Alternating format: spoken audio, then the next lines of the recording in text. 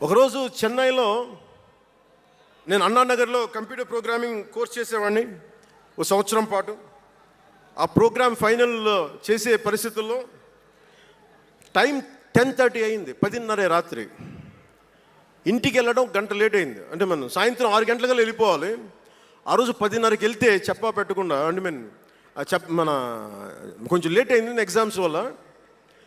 ఇంటికి వెళ్ళేటప్పటికి ఎలా ఉంది అంటే, ఇంట్లో ఆడపిల్ల వెళ్ళిపోతే ఇల్లు ఎలా ఉంటుందో, 10:30కి నేను ఇంటికి వెళ్తే మా అన్నయ్య షూటింగ్ నుంచి క్యాన్సిల్ చేసుకొని వచ్చేస్తా ఉన్నారు. మా వదిన ఇంట్లో హాల్లో ఉంది, మా నాగబాబు వీధి బయట తిరుగుతూ ఉన్నాడు. మొత్తం అందరూ ఏమైపోయాడు, ఎక్కడికి ఏమైపోయాడని. నేను ఎగ్జామ్ రాసి వస్తున్నాను, బస్సులు దొరకలేదు నాకు, 2 బస్సులు మారి రావాలని చెప్పారు. నాకు కార్లు లేవు ఆ టైంలో. అంటే అలాంటి నన్ను